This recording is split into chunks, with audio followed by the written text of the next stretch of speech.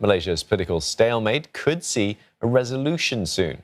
UMNO, the largest component party of the Barisan Nasional coalition, says it will support and obey the king's order to back and participate in a unity government. The only caveat, it cannot be led by the Barisan Nasional coalition. It comes as the king gets set to hold a meeting of the Council of Rulers this morning to seek their opinion before making a decision on who should be appointed the country's 10th prime minister. And for more insight, let's speak with Rashaad Ali, a Chief Strategy and Operations Officer with a Social and Economic Research Initiative. He joins us from Kuala Lumpur. Rashaad, help us understand the role of Barisan Nasional and UMNO in all of this. Despite being rejected by voters in the polls, they still find themselves at the center of who could lead Malaysia.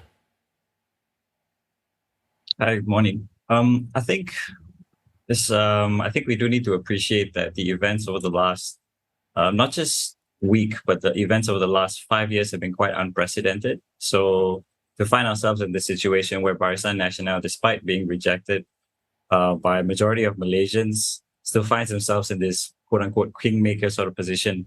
I think that Malaysia has experienced a lot of significant democratic changes over the last 5 years, and this is just the latest episode of that. The fact that Barisan Nasional now is the primary negotiating party between Pakatan Harapan and Perikatan Nasional PH and PN. I think it says a lot about the development of democracy in the country. I think that's sort of like a good place to start this conversation. Perikatan Nasional's Muhyiddin rejected the king's power-sharing proposal. Can you tell us why is he so reluctant to cooperate with Anwar?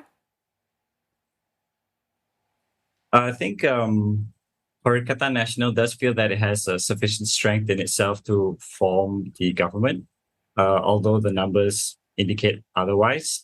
It's not in their political interest to form a government with PH or BN even, particularly PH because they spent a lot of their campaign denigrating their political opponents. They've come up quite strongly in their political identity as a Malay Muslim sort of based coalition. And I think that working together with Pakatan Harapan would be quite untenable. Also, I think that they see themselves as the primary political force in the country at the moment. It's no longer Barisan Nasional, it's not PH. So they have no inclination whatsoever to play second fiddle in any coalition. Now, the King of Malaysia will hold a special meeting with his fellow rulers today to seek their view on the impasse over the formation of a new government. Now, what do you make of this? Again, going back to the unprecedentedness of the situation the last 5 years, I think it makes sense that he's consulting with all of the other rulers in the country.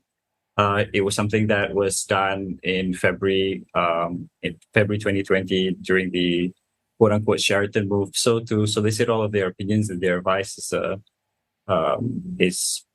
sensible thing to do. I think the king is in an unenvious position at the same time. It does boil down to him at the end of the day, even after consultation with the rest of the rulers. But at the end of the day, he will sign off on a proposal of government that is tenable, is sustainable, whatever has, if it's a majority government, whatever hits that 112 mark, or if it's a minority government, at least something that is workable, not something that will collapse upon the first sitting of parliament, for example. Rashaad, the high voter turnout tells us that people in Malaysia were clearly eager to participate in this election. But the longer that the country is in limbo, some are arguing voters are feeling more disenfranchised by the day. What impact has this hung parliament and preceding drama had on the psyche of Malaysian voters?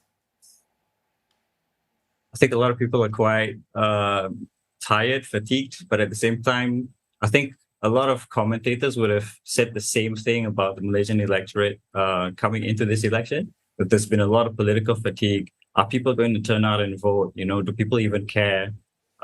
Given the way that things have gone over the last few years, I think the election turnout indicates that Malaysians are very invested in politics. They're very invested in the way that our lives are governed as a whole.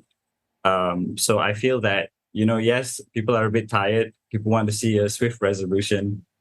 But at the same time, it also shows that there's still a very strong level of engagement that doesn't seem to be going away anytime soon.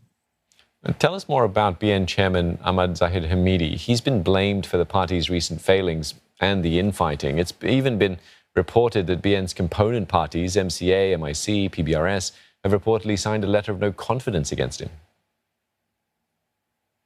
I think the situation within BN is quite complicated in the sense that there's a lot of pull factors. There's a lot of factions within BN, within UMNO, but it's complicated by the fact that Zahid is, he's president of UMNO. He's at the head of BN, so it makes quite difficult to make a decision without him. Trying to remove him itself is not necessarily an easy process.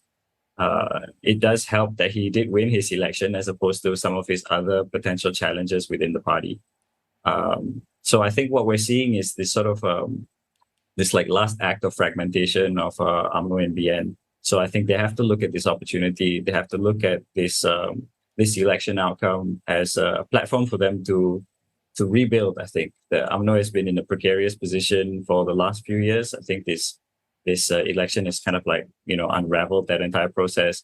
And then BN component parties, MCA, MIC, are still struggling to really break the deadlock that Pakatan Harapan has over non-Muslim votes.